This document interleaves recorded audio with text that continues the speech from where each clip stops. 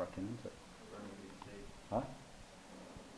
I'm looking at that one. World Snooker Champion, John Higgins!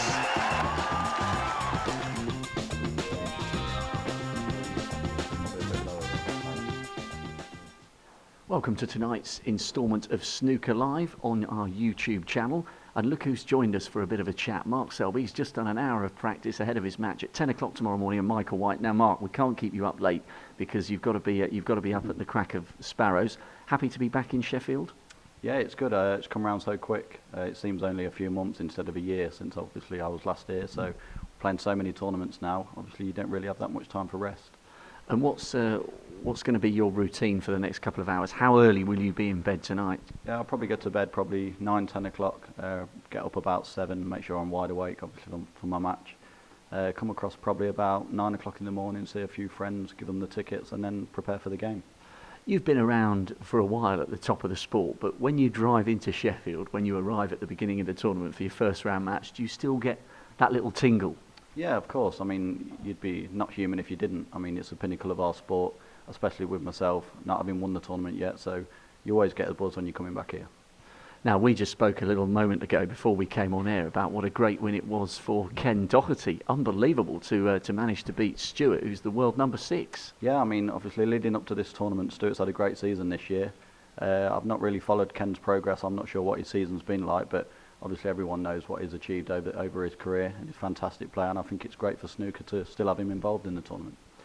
Well, if you didn't happen to see that live on the BBC, we've just got the handshake for you now at the end of the match. A fantastic comeback from Ken because he won 7 frames on the spin to beat Stewart, bearing in mind Ken is the oldest player in the draw. He did tell me off. I said he was the oldest swinger in town. He said, hang on a minute, I'm the oldest potter in town. No hard feelings from Stuart Bingham. His season is over. He can now book his summer holiday, but you could see there just what that meant to Ken Doherty. His first win as Stewart headed off. Ken's first win here since 2006, which is quite a long time. Well, he had plenty of interviews to do afterwards, and this is what he had to say to our gang on the YouTube Again, congratulations. Great result for you. 10-5 against Stuart Bingham. You must be delighted. I'm over the moon, Ivan. Absolutely over the moon. It's such a great thrill to go out there, and you know, just to be here was great. You know, it's great to come back to the Crucible.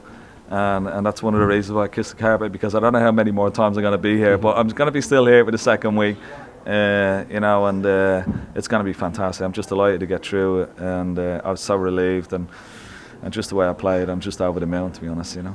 You lost the first three frames, and at that stage, did you kind of fear the worst? Yeah, because I'd lost a bad third frame, you know, on the black, and. You know, but I came back well. You know, I've always loved the comeback here. You know, and you know, you should never, even when you're down 3. I mean, that's a good thing about playing the World Championship. You know, it's first to 10. You never give up.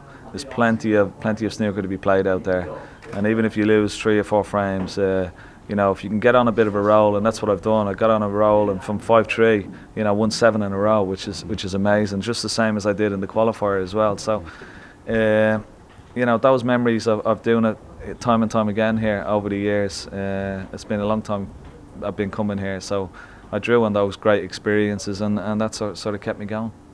I know you've been working very hard building up to the qualifiers and had a 147, I think, in a match against Virgo as well. Yeah. So did you feel when you headed over to Sheffield that it was there? I was nervous. I wasn't 100% sure like whether it was going to come out. I knew it was there, but you know, sort of bringing it out is a little bit different. But you know, I knew I had to get through that tough match. It's one of the toughest matches I played to qualify, you know. And then once you get through, you sort of, there's a bit of a relief come off you know. But again, against Stewart, you know, the sort of it's just containing yourself and containing the nerves and just playing in a relaxed mode. And it's very, very hard to do. Some players can do it quite easily, you know, the likes of the Ronnie, of course. But some players find it hard. And once I got going, I was fine, you know. I was nice and relaxed, and I was loving every minute of it. And you know, got a little bit emotional at the end as well. And you've got a few days now before your next match, so what are you going to do until then? I don't know. I'll see what the BBC have in store for me, but generally I'll just relax and do a bit of work, I suppose. But you know, I can fill up the time because we've got a lot of time on our hands here. let the other guys watch them and let them sweat it out like I've been doing for the last 2 days, and just chill and get ready. I can't wait for the next match, and I'm going to give it my best shot. I don't have many more times here, and I'm going to try and give it 100% for every frame and every ball. Thanks, Ken. Well done. So a great win there for Ken, and as I said as we led into that interview, John Higgins or Alan McManus, and that's quite an interesting matchup, Mark, for two guys who are such good mates. They were actually in the club together when Barry did the draw. They were standing next to each other, and as the names came out, they looked at each other and said, surely this isn't going to be, but it must be tough to play someone you like so much. Yeah, it is. I mean, obviously John's a class act, one of the greatest of the game. Alan's obviously seemed to be coming back to form, previous winner of the Masters, so it's going to be a tough game for John, and like you say, with them both being such close friends, it makes it even tougher. Right, now while we've got you, while you're sitting here, we want to take you back to that amazing 147 in York. If you haven't seen this, you've got to watch the whole thing. We've only got the last 2 pots for you, but even this is definitely worth seeing. It was against Ricky Walden. Just talk us through it. I know you always like to have a little bit of fun with the crowd. You seem to have this ability to stay calm and to be able to enjoy the moment, even when the pressure's on. But this was a hell of a way to finish a 147. Yeah, I think what I can more or less remember, right down to the green, I was more or less like the perfect break, and then I think I under-hit the green, and after that it got more and more difficult. On this pink I was just concentrating on potting it because I thought it was a natural angle to get on the black, and then when I realised where the white finished, I was sort of cursing myself because earlier on in the season I missed the last black for a 147 as well, so I was sort of thinking it was going to happen again.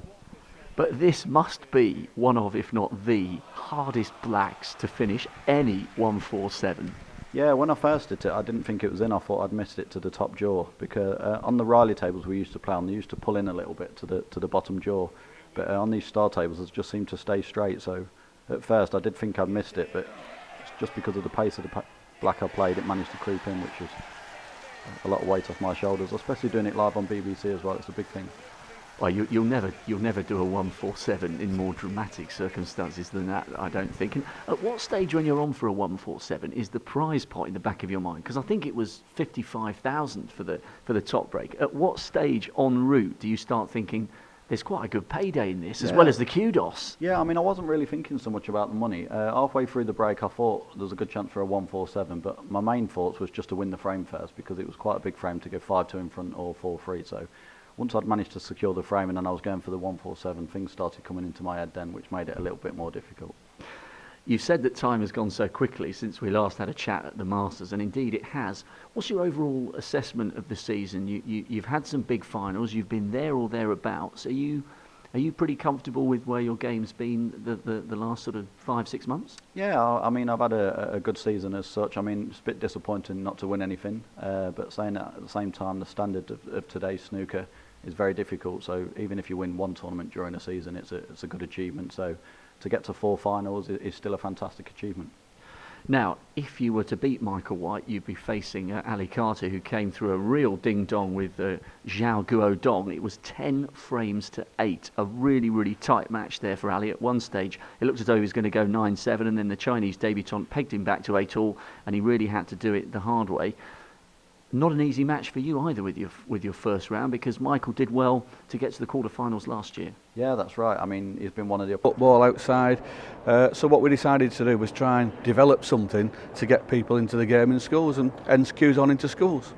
So you literally take a table, you set up, you use somebody like a Steve Davis, the legendary Nugget. You go in and you're using the game to get children into the whole concept of snooker, and also, crucially, to help them with their maths. Yeah, there's been a huge decline in people visiting clubs, so what we did is we said to each school, here's 4 6-foot tables, let's create your own cue zone.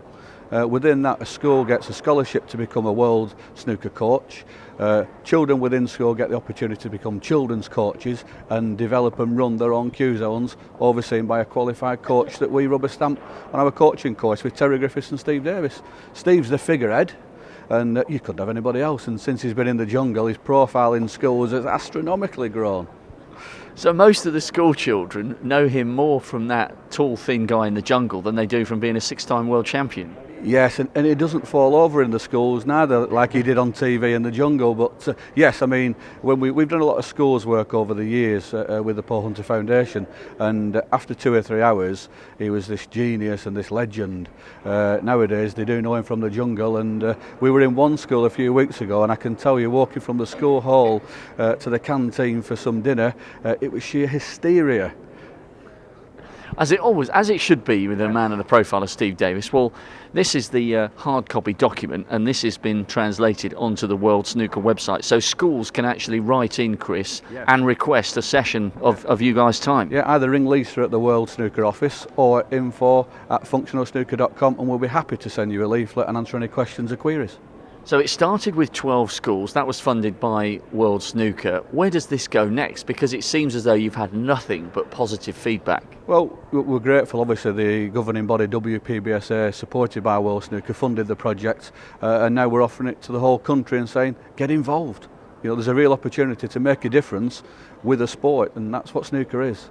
Well, great work, Chris. I know we'll be speaking to you again later in the championship about the Paul Hunter Foundation, but keep up the good work with Q-Zone into schools. Great stuff. Thank you very much. Okay, cheers.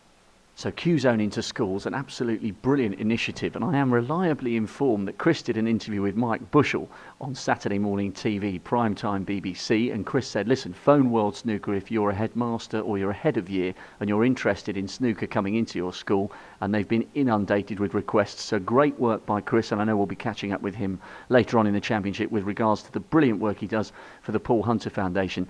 It's quite simple, that, isn't it, Mark, that parents might sometimes be a bit reluctant to send their children into a snooker club with out-of-date perceptions of what a snooker club might be like, but they've got no problem if the snooker goes to a school.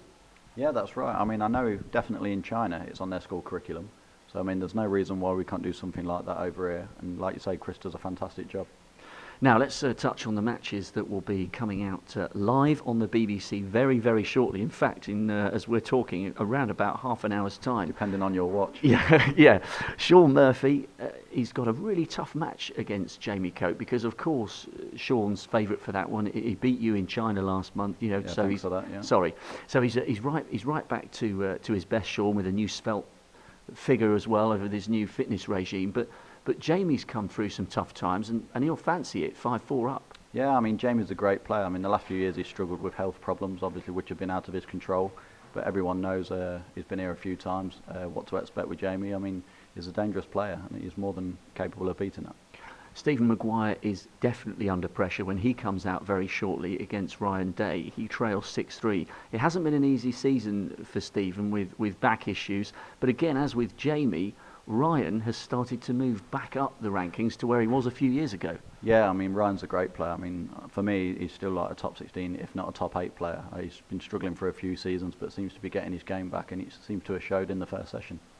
Okay, well, those two matches will be back out live on the BBC. You can tune in at 7 o'clock. If not on the BBC, then catch them on the red button later in the late night highlights with Jason Mohammed and Hazel Irvine. Mark, thanks ever so much for sparing the time. Get that early night, and we'll see you out on the big stage. Will do. 10 o'clock tomorrow morning for Michael White. That's all for this instalment of Snooker Live. Join us again around about 1 o'clock tomorrow afternoon, and we'll give you an update on how this fella gets on in his first session against Michael White. But that's all for now. Ta-da.